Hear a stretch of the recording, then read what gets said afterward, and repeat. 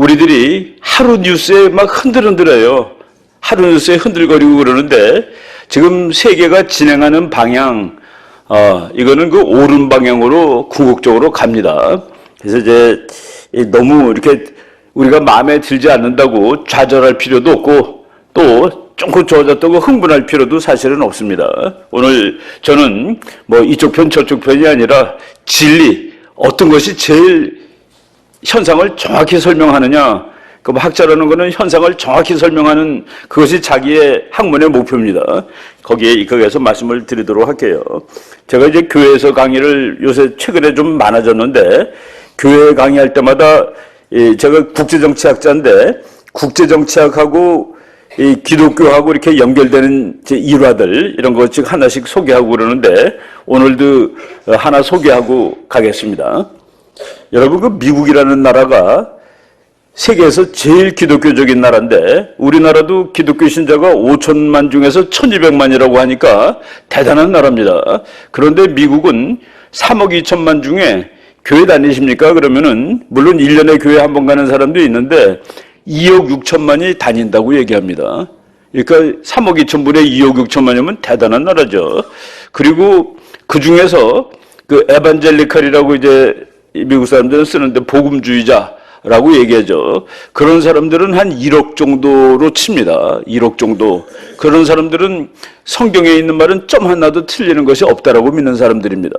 그리고 미국이라는 나라는 이 국가 자체가 그 하나님의 사명을 가지고 있는 나라라고 생각을 합니다. 그래서 미국은 미션이라는 말을 무지하게 많이 써요. 미국 외교정책 책에 아메리카스 미션, 그러니까 외교정책이 미션입니다.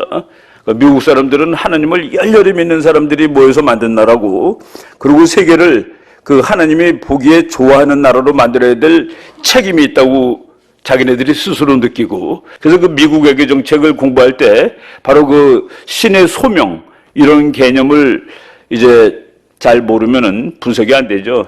미국은 콜럼버스가 미국 대륙을 발견할 때도 기독교입니다. 우리는 뭐 그 얘기를 그냥 흩어 지나가는데, 콜럼버스가 맨 처음에 그 배를 얻기 위해서 돈을 빌려야 되는데, 뭐 돈이 모자르니까 이사벨라 여왕한테 갔는데, 이사벨라 여왕은 그때 1492년 처음으로 그 이슬람을 스페인에서 쫓아낸 첫 해입니다. 그래서 그분은 너무 이제 마음이 행복했어요. 그런데 콜럼버스라는 청년이 와서 저쪽 가서 돈을 많이 벌어오겠습니다라고 그러지 않았습니다. 저쪽 바다 건너 있는 사람들한테 기독교를 전파하려고 그러는데 배 좀 빌려달라고 그래서 배 타고 간 겁니다. 그 가다가 그때는 용감한 사람이 배를 타죠. 왜? 그때는 바닷가 옆으로 이렇게 항해를 하던 시절입니다. 바닷가 육지에서 반대 방향으로 나가지 못했어요. 무서워서. 왜? 가다 보면 떨어지니까. 그 지구가 평평하게 생겨가지고 땅에서 전부 배들이 땅 옆으로 다녔습니다. 이리로 나가면은 떨어지는 거니까. 그런데 그래도 용감한 사람들이 따라 나온 거예요. 지구는 둥글게 생겼으니까 떨어질 리가 없어. 가면은 일본에 도착할 수 있어. 쭉 도니까. 그렇게 해서 이제 따라 나갔는데 아무리 가도 땅이 안 나오는 겁니다. 근데 콜럼버스가 선장인데 콜럼버스가 친한 사람이 귀띔을 해줍니다. 지금 저 선원들이 너무 무서워서 다 죽는다고. 그래서 이제 선장님을 죽이고 거꾸로 돌아가려고 그러고 있다. 그래서 콜럼버스가 그 선원들한테 3일만 더 가자고 그랬습니다. 3일. 3일 더 가다가 땅이 안 나오면 돌아가자. 근데 이제 가는 거리를 계속 속이면서 가는 겁니다. 1000km 갔는데 500km라고 속이고, 이러면서 이제 갔는데, 3일 동안 콜럼버스는 기도밖에 할 거가 없었습니다. 그래서 이제 처음에, 근데 3일째 땅을 발견한 겁니다. 그래서 그 땅 이름을 콜럼버스가 산살바도르라고 붙였는데, 그게 성스러운 하나님이란 뜻입니다. 얼마나 고마우면은 그 산살바도르, 그리고 거기에 이제 배가 한 척이 망가져가지고 이 건물을 지었습니다. 그래서 서양 사람들이, 유럽 사람이 그 서반구에 처음으로 지은 건물인데 그 건물 이름은 라 나비다드. 크리스마스 때 되면 그 라 나비다드라는 노래가 많이 나오죠. 더 크리스마스라는 뜻입니다. 미국이라는 나라의 오리진이 그렇다라고 말씀을 드리고, 저는 오늘 그 이승만, 박정희, 이분들이 우리나라에서는 미국하고 제일 친했던 사람인데 미국이 제일 힘들어했던 사람들입니다. 그래서 제가 어떤 출판사에서 책을 한 권 써달라고 그래가지고 제목을 주더라고요. 미국에 당당했던 한국의 대통령들. 제일 당당했던 사람이 이 두 사람인데 이 두 사람이 또 제일 미국하고 친했던 사람입니다. 얻어낼 걸 다 얻어냈는데 이분들이 참 우리나라 역사에서 아주 왜곡되고 있고 없었어야 되는 사람으로 돼 있는데 이 사람들이 있어서 오늘날 대한민국이 있다 하는 것을 오늘 우리가 정치학적으로 역사학적으로 이렇게 말씀드려 보도록 하겠습니다. 그 말씀드리기 전에 우리나라는 참 세계적으로 아주 이 힘든 곳에 있는 나라입니다. 우리나라가 작은데 옆에 큰 나라가 많아요. 중국은 인구가 세계에서 제일 많고 러시아는 땅덩어리가 제일 넓고 일본은 다 종합국력 세계 3등쯤 되는 나라입니다. 우리나라는 이렇게 어려운데 북한이 그동안 매일 뭐라고 그랬는지 아십니까? 한국, 내가 너랑 싸우면 이겨. 얘만 빼면은. 미국만 빼면은 너랑 싸우면 이겨. 그래서 북한의 지난 60년 동안 대외 정책은 미군 철수입니다. 한미동맹 폐기. 그런데 미군이 가지도 않고 한미동맹도 폐기가 안 됐어요. 그래서 북한이 핵을 만든 겁니다. 그런데 미국까지 가는 핵을 만들어야지 의미가 있는데 그건 무슨 뜻이냐면은 미국까지 가는 핵폭탄을 만들어 놓으면은 북한이 미국한테 이렇게 협박할 수 있습니다. 내가 대한민국을 다 점령해야 되는데 미국 제발 좀 도와주지 마시오. 당신이 도와주면은 내가 지겠지 아무래도. 그렇지만 나는 그냥은 못 지고 로스앤젤레스 정도는 핵폭탄으로 없애버릴 거예요. 그러니까 그걸 각오하고 남한을 도와줄 거예요. 서울을 살리려고 인천을 살리려고 로스앤젤레스를 포기한다? 그거 바보 아니에요? 그래서 북한 핵폭탄이 미국에 도달하는 날 미국은 한국을 도와주기가 너무나도 어렵게 되는 것이죠. 이 사람이 옛날에 한 말이 북한은 저거의 나라라면요. 유훈 통치의 나라, 아버지 할아버지 얘기대로 하는 나라라고 김정은이가 그래서 우리 할아버지가 핵 없애라고 그래서 할아버지가 하신 말씀 한두 개 보겠습니다. 남조선을 해방하고 조국을 통일하기 전에는 우리에게 평화란 있을 수 없다는 사실을 순간도 잊어서는 안 된다. 야, 남한의 정부가 없는 것이 평화야. 남한의 정부가 있으면 그게 다 가짜야. 라고 얘기를 했습니다. 이거는 1972년에 오늘 박정희 대통령이 얘기할 텐데 박정희 대통령이 쿠데타 일으키던 1961년에 남한하고 북한 사람이 3배 잘 살았습니다. 그때 한국 사람은 1년에 80달러를 벌었는데 북한 사람은 240달러를 벌었습니다. 그때 필리핀 사람은 800달러를 벌었습니다. 그런데 72년쯤 됐을 때 그때 남한하고 북한 경제력이 비슷해집니다. 그래서 박정희 대통령이 북한 우리 얘기하자. 우리는 박정희 대통령이라든가 이런 사람들은 북한하고 얘기 안 했는 줄 아는데 북한하고 처음으로 얘기를 한 것이 박 대통령 때죠. 그래서 서울에 북한 사람들이 와서 보고서 건물도 많고 집도 뭐가 많으니까 그때 놀랬습니다. 야, 남한은 거지인 줄 알았는데 거지 아니구만. 그거 했을 때 김일성이가 자기 부하들한테 지시한 말이 있는데 그것도 읽어보시면은 남조선이 급속하게 경제 성장을 이루겠다고 해서 부러워하거나 걱정할 필요는 전혀 없다. 우리가 만반의 전쟁 준비를 갖추고 있다가 일단 유사시 남조선을 해방하고 조국을 통일하게 되면 남조선의 발전된 경제가 다 우리 거가 되는 거야. 아주 간단하죠. 김정은이가 그런데요. 북한 사람들이 그런데요. 요번에 김정은이가 말이야 목숨을 걸고 남한 가가지고 이제 다 우리 부자 만들어줄 거야 그런데요. 조금 비슷한 것 같지 않습니까? 그런 말하고 남조선의 정부가 없어지는 날 그때 진짜 평화가 온다라고 얘기했는데 이것도 유훈 통치다 하는 그 얘기입니다.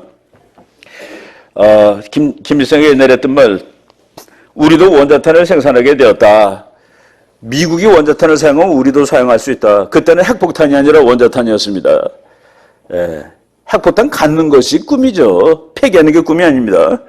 믿을 것은 핵밖에 없다. 이거는 중국이 한국하고 수교했을 때 김정일이가 과학자들 많고 이제 믿을 게 뭐 있습니까? 핵폭탄밖에 믿을 게 없습니다라고 얘기를 했죠. 그리고 지금 제가 방금 얘기했던 그거를 김정일이가 한 말입니다. 수령님 대에 조국을 통일하자면 미국 본토를 때릴 수 있는 능력을 가져야 된다. 미국의 도시 하나만 맞출 수 있으면은 그날 마음 놓고 조국 통일 대사변을 주동적으로 맞이할 수 있다. 그때 미국은 부담 가죠. 한국 도와줄 수 없죠. 바로 그 얘기를 한 겁니다. 이거는 뭐 국제정치학 이론에 다 나오는 거를 저 사람들이 알고 있다는 그런 얘기입니다. 김정일이가 했던 말입니다. 나는 남한 점령군 사령관으로 가겠다. 1천만 명 이민 가고 2천만 명 숙청되고 남는 2천만과 북한 2천만으로 공산주의 국가를 건설하면 될 것이다. 그러니까 3천만 빼겠다는 얘기입니다. 5천만 중에. 캄보디아에서 한번 그런 적이 있었는데 캄보디아가 공산국가가 된 다음에 뺀 사람들 종류 말씀드릴게요. 1. 군인. 2. 정치가. 3. 장사꾼. 기업가들이죠. 4. 선생님.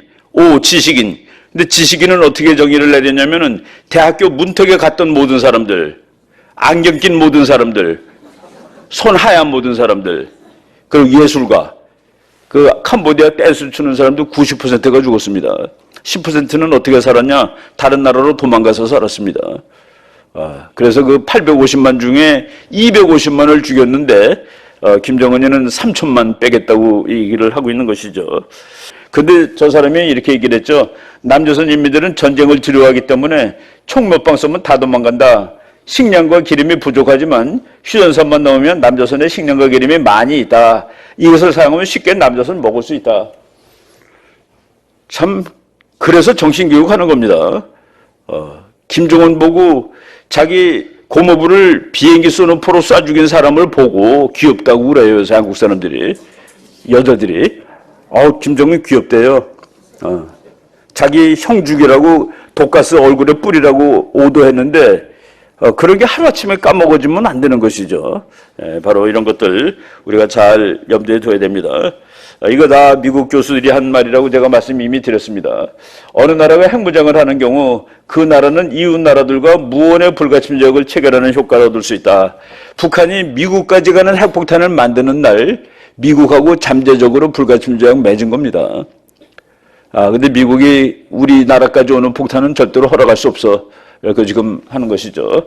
그리고 한스 모겐스는 아주 유명한 교수가 다투고 있는 두 나라 중 한 나라가 핵무장에 성공할 경우 다른 나라는 전략적 옵션이 두 가지로 줄어든다. 그러니까 남한하고 북한하고 서로 다투고 있는데 이제 미국까지 가는 핵폭탄을 만들면 미국은 빠지는 겁니다. 개념적으로. 그러니까 남한하고 북한 둘 남아요. 그런데 그때 남한은 두 가지 옵션이 생긴다는 겁니다. 1. 전쟁을 하다가 죽는 것. 2. 미리 항복하는 것. 그래서 북한은 미국까지 가는 핵폭탄을 만드는 날 한국은 항복할 수밖에 없을 거야. 즉 평화통일을 이룰 수 있지 라고 생각하고 만드는 것입니다. 그래서 밥을 굶어가며 만드는 거예요.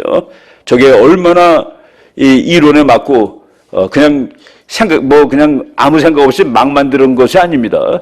그래서 지금까지 온 것이죠. 우리 대통령 중에 한 분은 이런 말을 한 적이 있습니다. 북은 핵을 개발한 적도 없고 개발할 능력도 없다.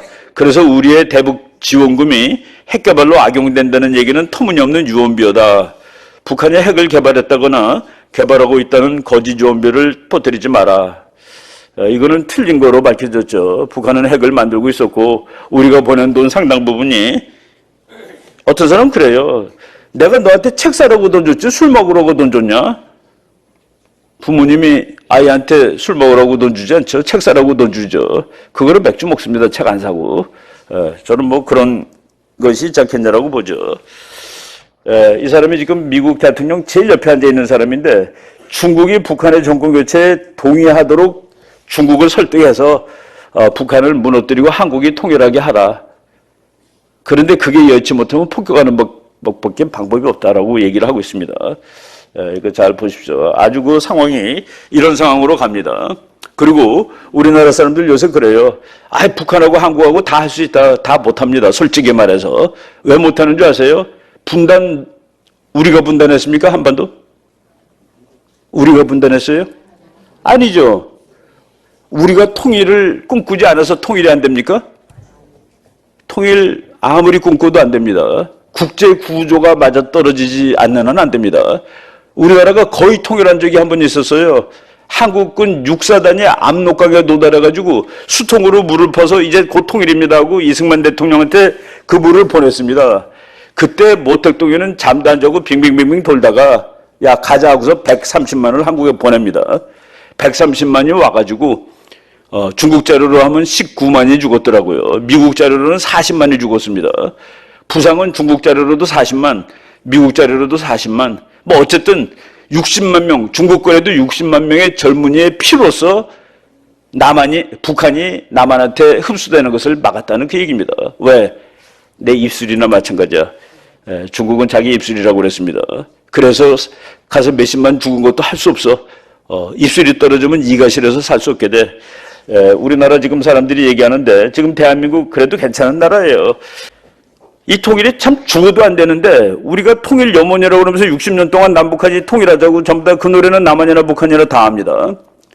우리에서 오는 통일 그거 모르는 국민 대한민국에 한 사람도 없어요. 북한에도 한 사람도 없고. 근데 왜 통일 안 되느냐?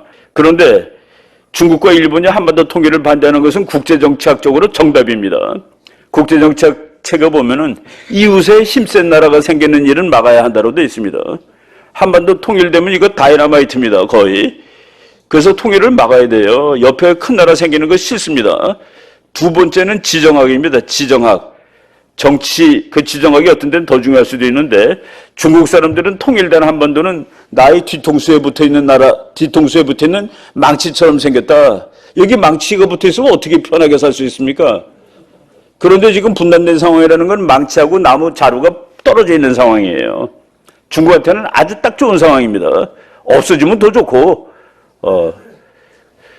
일본도 우리나라 그 상황을 통일되는 거 별로 싫어합니다.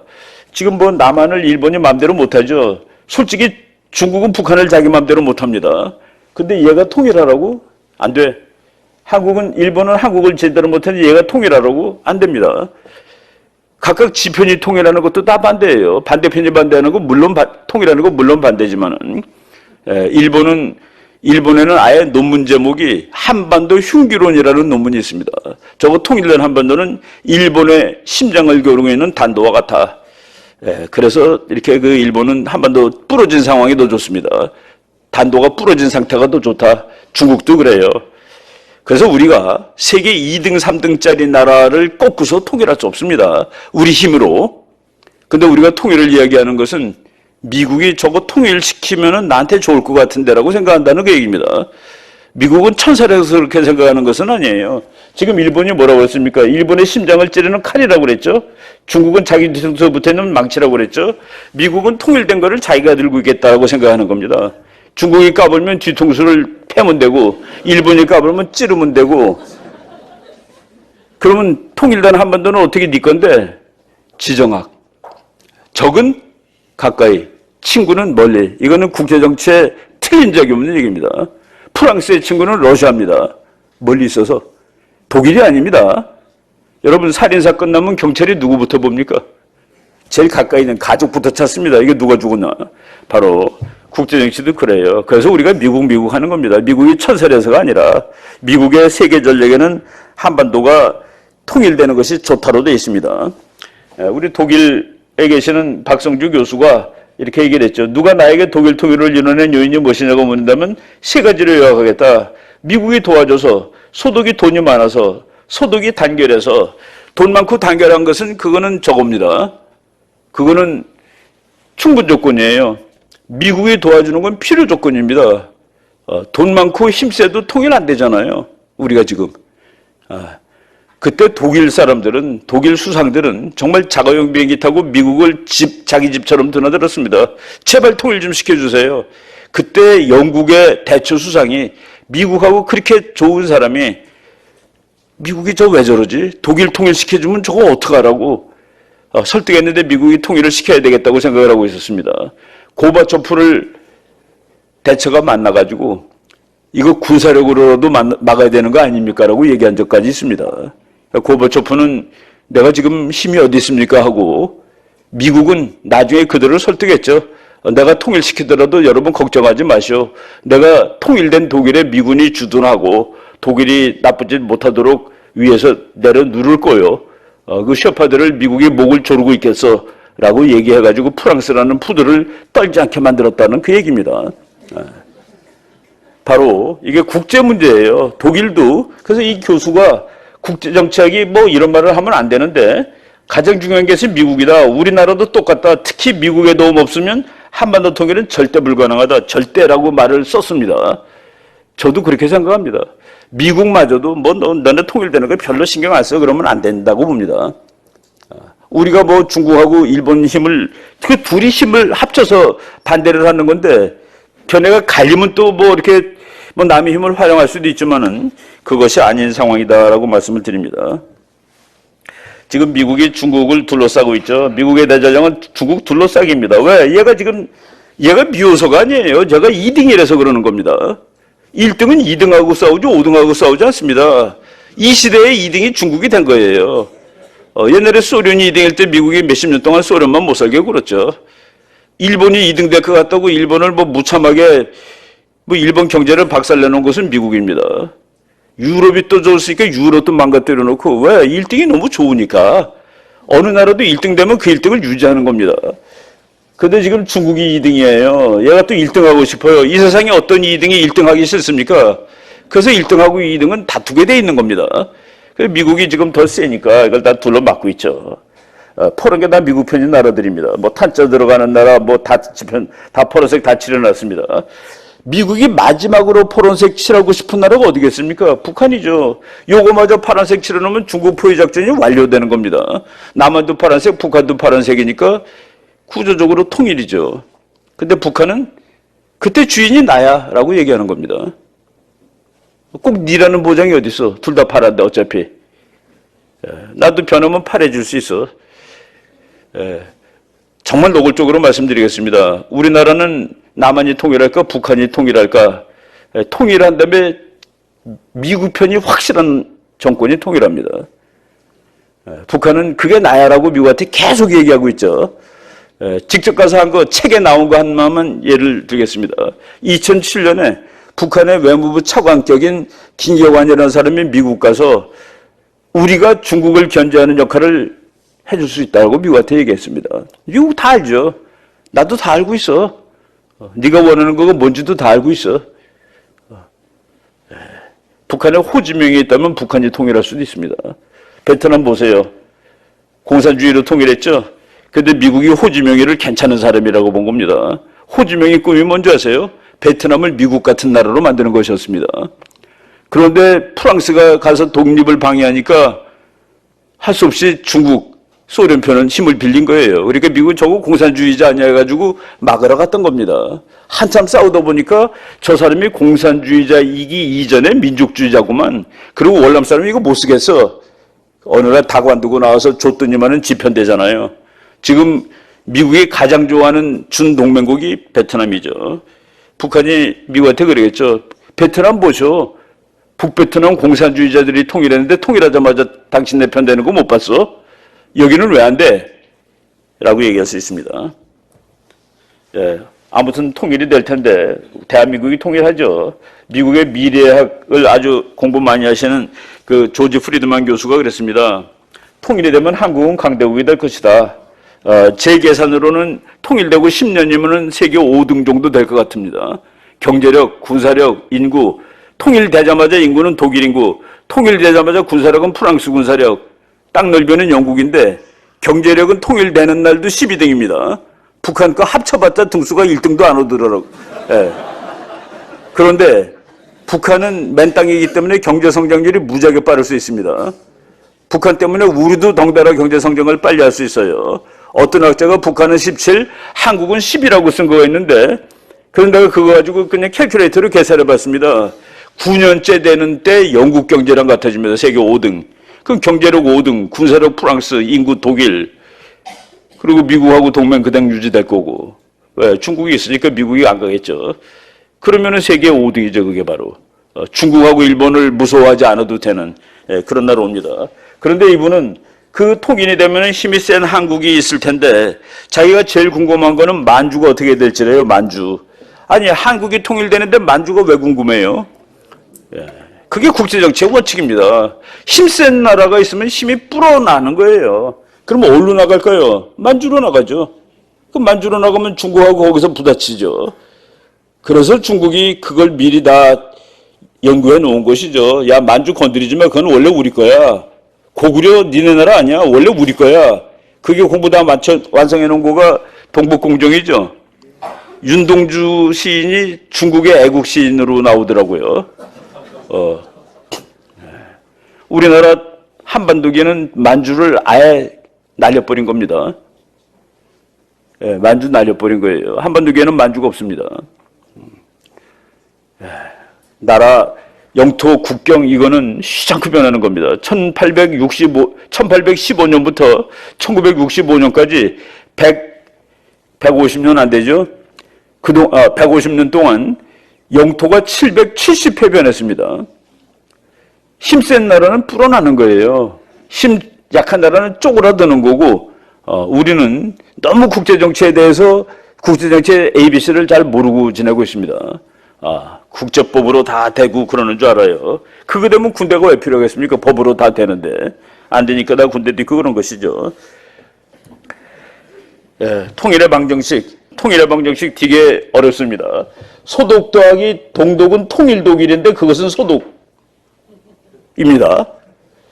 남베트남 더하기 북베트남은 통일 베트남인데 그것은 북베트남입니다. 그게 통일입니다. 남한 더하기 북한은 통일 한국인데 그것은 남한이거나 북한입니다. 그래서 통일된 이 나라의 이름은 대한민국 아니면 조선민주주의 인민공화국입니다. 둘 중에 하나예요. 비벼지지 않는다는 그 얘기입니다. 근데 우리나라 대부분 사람들은 비벼진다라고 알고 있습니다. 그래서 수도도 옮겨야 되고, 수도 평양 아니면 서울로 확정된 겁니다. 국가는 우리나라 애국가 아니면 북한 국가예요. 통일된 나라의 국가는.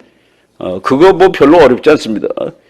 소독은 헌법에 하나가 있었죠. 통일되면은 수도를 베를린으로 옮긴다. 지금 있는 건 임시수도다. 그래서 베를린으로 간 것뿐이지, 그 외에는 전부 소독권 그대로 씁니다. 변한 게 없어요. 베트남 가보세요. 전부 빨간 깃발에다가 노란 별 있는 깃발 쓰죠. 전부 다. 통일이 되면은 서울은, 북한이 통일하면 서울은 김일성 씨가 될 것이 확실합니다. 우리가 통일하면 평양은 그냥 평양시일 거예요. 우리나라가 이승만 씨로 묻히는 나라는 아닐 테니까. 통일된 후에 100년 후에 와보니까, 야, 이거 내가 살던 데가 김일성 씨가 돼버렸네 라는 일이 일어나지 않아야 되겠습니다. 대한민국은 역경을 헤쳐나온 나라이며, 대한민국 1945년의 나라도 아닙니다. 1945년에 여러분 여자 평균 수명이 얼마인 줄 아십니까? 47세예요. 1945년에 대한민국 여자, 남자보다 오래 사는 47세. 그리고 뭐 한글, 해독률 뭐 이런 건 다 엉망이죠. 그런데 이 나라를 그때 만들어가지고 역경을 헤쳐왔습니다. 지금 60년, 1948년서부터 지금까지 이제 뭐 70년 돼 가는데, 하여간 그동안의 분단, 전쟁, 한미동맹, 경제발전, 이 네 가지를 다 해가지고, 이 건국과 부국에, 건국을 한 사람이 했고, 부국을 한 사람이 그 기초를 쌓았습니다. 저 두 사람이 합쳐서 30년 이 나라를 통치를 했는데, 그 30년 통치한 거 가지고 여기까지 그냥 버티고 있다라고 봐도 과언이 아닐 정도입니다. 이승만 대통령이 나라 만든 얘기를 먼저 해야 되는데, 여러분 우리나라 공문서 1호가 뭔지 아세요? 대한민국이 생긴 다음에 첫 번째, 그러니까 Official Document No. 1, 기도문입니다. 기도문이에요. 그래서 대한민국을 5월 10일 날 이제 선거해가지고 국회 만든 다음에, 그래서 국회를 처음 열었습니다. 개헌국회. 이승만 대통령이 대한민국 독립민주국 제1차 회의를 여기서 열게 된 것을 우리가 하느님께 감사해야 할 것입니다. 그러고서 하느님께 감사해야 되니까 기도를 하고 이 나라를 시작합시다 해가지고, 그러므로 하느님께 기도드리지 않을 수 없습니다. 동의하십니까? 그랬더니 예 그렇습니다 하고 나박수 쳤습니다. 그래서 우리가 다 성심으로 일어서서 하나님께 감사를 드릴 터인데, 이윤영 의원이 목사였던 국회의원입니다. 나오셔서 간단한 말씀으로 기도를 올려주시기 바랍니다. 그래서 이윤영 목사가 나와서 이제 개회하는 첫날 그 기도문이 대한민국 공문서 1호다 하는 그 얘기입니다. 이렇게 만든 나라죠. 그래서 그 역사의 첫걸음을 걷는 오늘 우리의 환희와 우리의 감격에 넘치는 이 민족적 기쁨을 다 하나님에게 영광과 감사를 올리나이다. 이 모든 말씀을 주 예수 그리스도 이름 받들어 기도하나이다. 아멘. 이게 우리나라 공문서 1호의 마지막 문장입니다. 기도문으로 나라를 시작했다라고 합니다.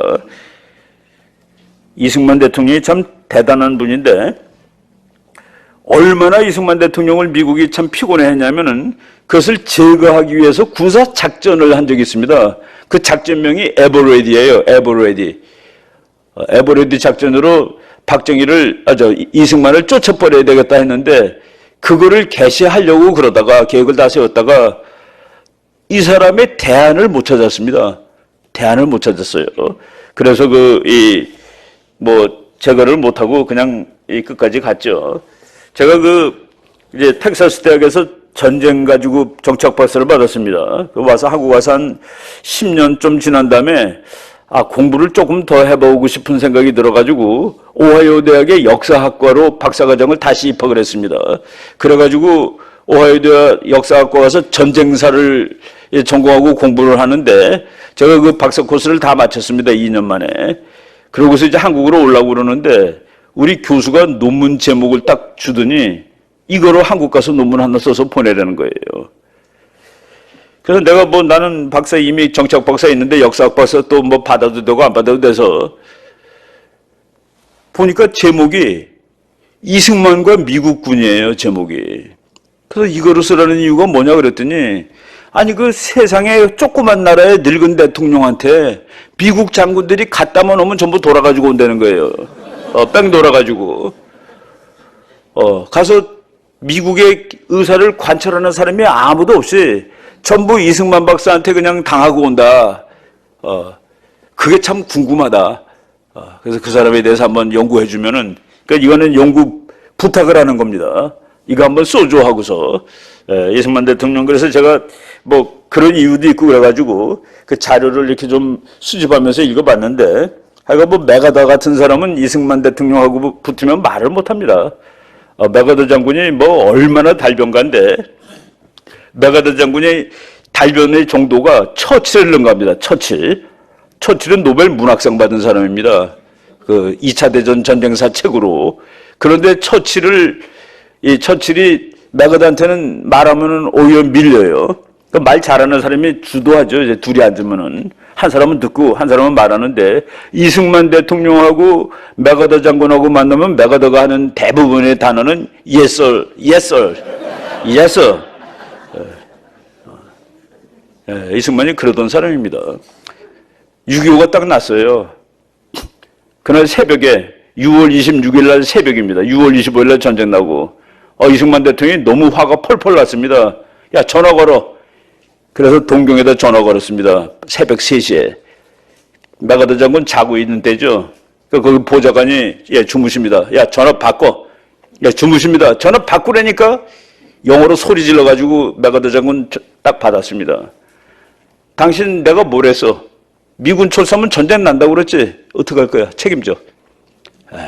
참 그 순간에 그런 대통령이 있다는 사실이 그 문장 읽어보면은 공부하면서 읽지만은 참 감동이 듭니다.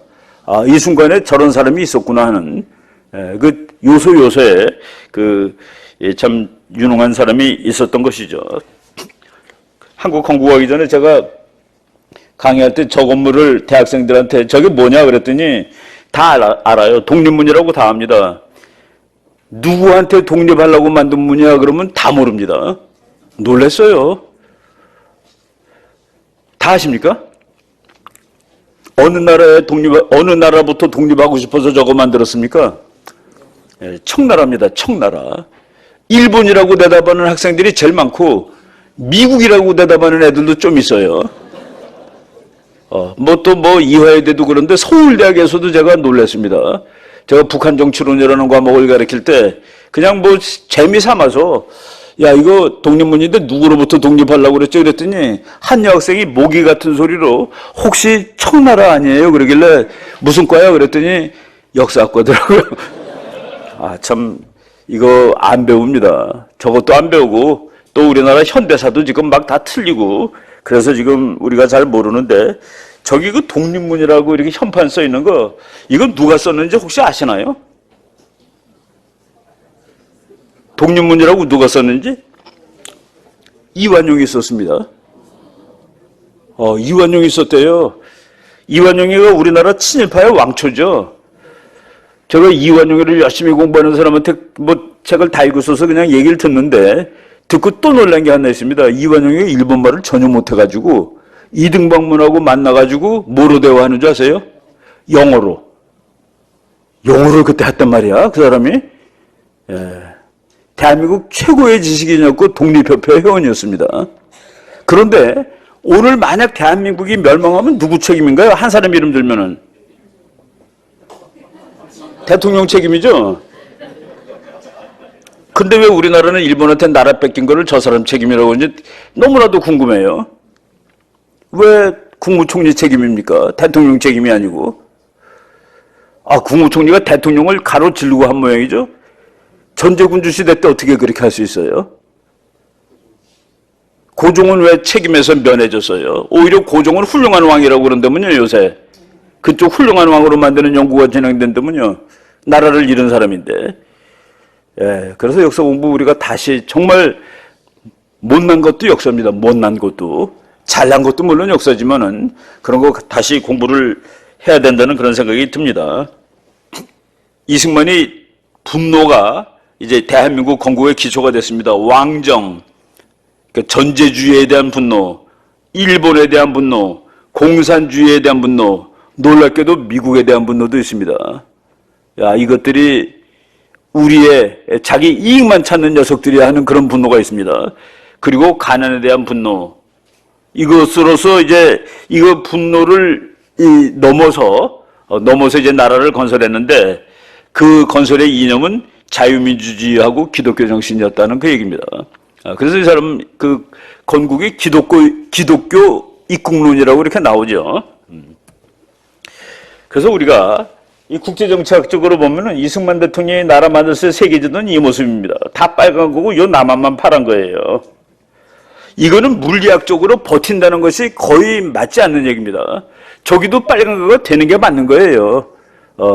힘의 논리에 의하면은.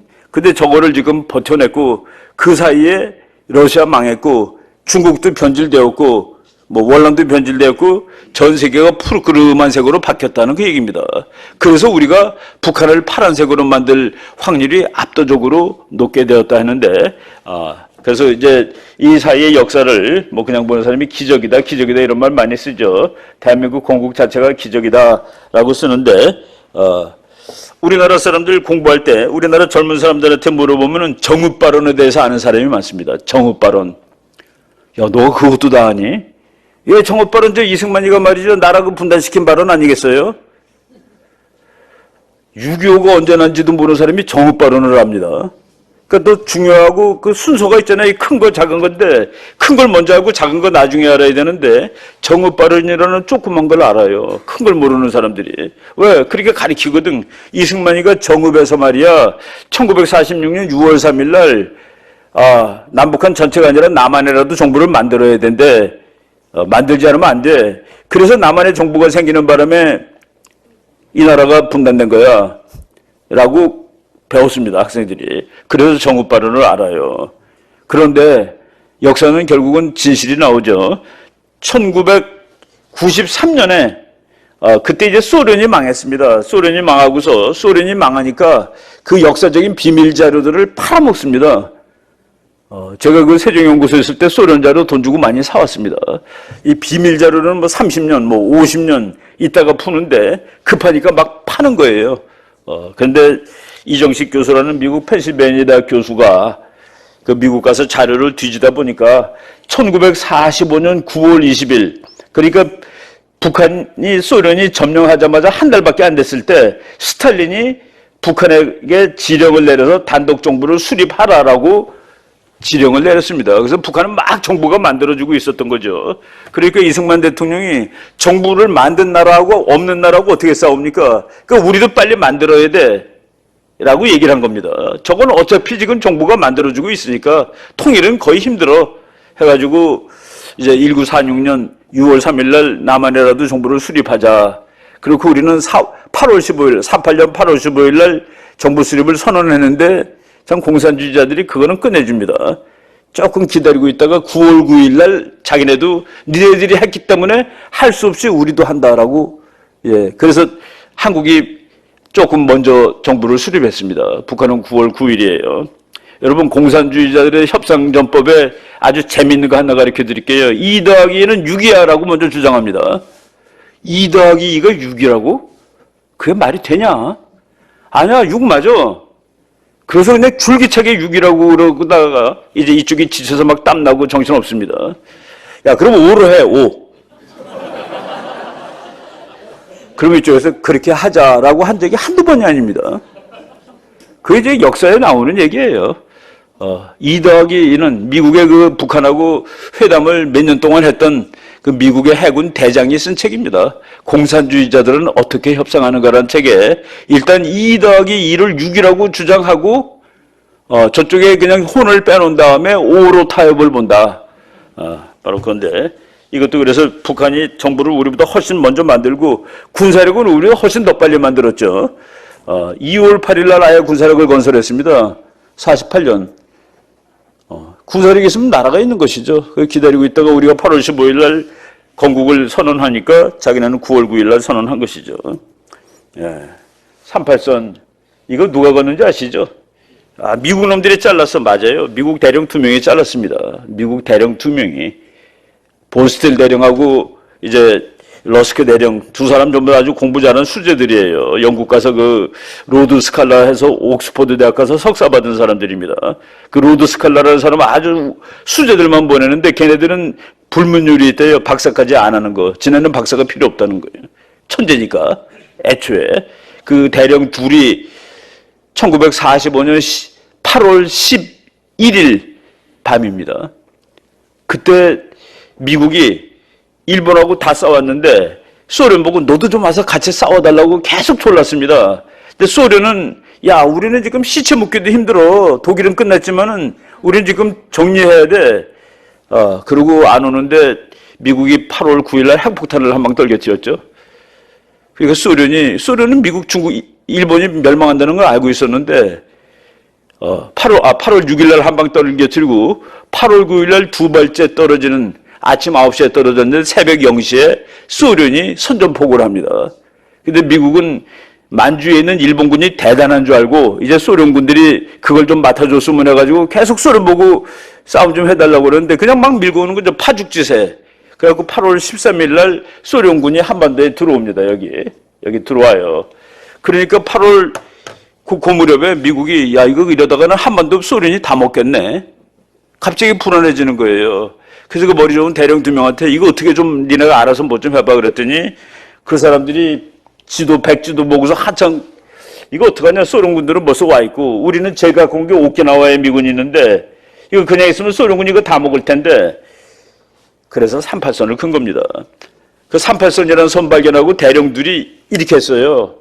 야 이거 끝내주는 선이 있어. 이거 그건 말이야 한반도 딱 중간쯤 되는데 야, 우리는 무슨 나라냐? 우리 해군 아니야? 인천하고 부산이 이 안에 들어가. 더 좋은 거는 서울도 그 안에 들어가. 38선까지 소련 보고 오라고 그자. 그래서 그걸 써갖고 왔더니 그때 별 하나가 야, 우리가 다 써왔는데 이거 일본 건데 우리가 뺏어야지 중국 소련한테 반을 주면 어떡하냐? 40으로 거봐 40. 40은 이렇게 돼 있는 선입니다. 그랬더니만은 그 러스크 대령이 아마 소련이 40 그러면 받아들이지 않을 겁니다. 정말 솔직히 소련이 뭐라 그러면 36으로 양보할 수도 있습니다. 36이면 요거만 우리 거 될 뻔했어요. 그런데 38을 소련이 받아들인 겁니다. 그날. 그래서 미국이 자른 건 확실한데 정말 역사를 보면 반이라도 건진 겁니다. 미국이. 그래서 소련은 그 러스크 그 사람은 대령이었었는데 그때 45년에는 이제 케네디 대통령 때 외무장관이 됐습니다. 그리고 우리나라에 한번 그 세미나 하러 왔는데 내가 들었습니다. 자기는 그날 솔직히 소련이 받아들여서 놀랬다라고 얘기하더라고요. 안 받아들일 줄 알았는데 소련은 왜 받아들였느냐? 일본 본토의 일부를 자기가 점령하고 싶어서. 근데 미국이 또 그거는 또 거부했습니다. 그래서 결국은 우리가 희생자인데 또 희생자가 우리가 된 거예요. 저거는 뭐 우리가 어쩔 수 없는 운명이었습니다. 트루만 대통령이 이제 1949년에 야 한국 조사해봐라 그랬더니 한국이 얼마나 중요한지 조사해봐 그랬더니 다 계산해보니까 16나라 미국이 도와줘야 될 16나라 중에서 13번째로 중요한 나라입니다. 야, 그럼 뭐 가자야, 빼자. 그래서 다 뺐습니다. 그때 이승만 대통령이 빼면 안 된다고 난리치고 그랬죠. 미국은 언제 빼는 줄 알아요? 자기 계산해보니까 별로 중요하지 않으면 뺍니다. 요새 뭐 미국 가느냐 마느냐 그러는데 북한 때문에 미국이 이긴 것은 아니에요. 미국은 여기 왜 왔느냐? 소련의 팽창을 막기 위해서 왔습니다. 북한이 남한 먹는 것을 막기 위해서 온 거는 아니에요. 근데 소련의 팽창을 막다 보니까 북한이 남한 먹는 것을 막는 거가 된 것이죠. 그래서 먼저는 소련을 막으라고 왔습니다. 지금 아직 안 가고 있는 이유는 가려고 보니까 중국이 너무 커졌어요. 그래서 안 가는 거예요. 북한이 남한 먹을까 봐 안 가는 게 아닙니다. 지구상에 중국 없고 일본 없으면 북한이 남한 먹어도 미국은 아무렇지 않습니다. 근데 옆에 있는 것들이 다 따져보니까 그러면 안 돼요. 그래서 안 가는 것이지. 언제 갈 거냐고요, 미군이? 보니까 중국이 별 볼 일 없어요. 그러면 갑니다. 중국이 한국 다 가져도 우리랑 아예 상대가 안 돼 그러면 갑니다. 미국 교수들이 아예 노골적으로 씁니다. 미르쉐이머 교수가 재작년에 포리노프에서 이렇게 썼죠. 독일에 있는 미군은 빼라. 소련이 러시아가 독일 먹을 만큼 힘이 세지 못하고 독일이 유럽을 장악할 만큼 세지 못하니까 이제 우리가 가도 돼. 아시아에서는 조금 더 기다려보자. 중국이 크는 걸 좀 보자. 저거 쓰러지면 가도 되고. 저거 미국한테 덤빌 만큼 세지지 않으면은 그럼 뭐 한국한테 너 핵무장하든지 알아서 네가 지켜. 그리고 자기는 가면 되죠. 그렇습니다.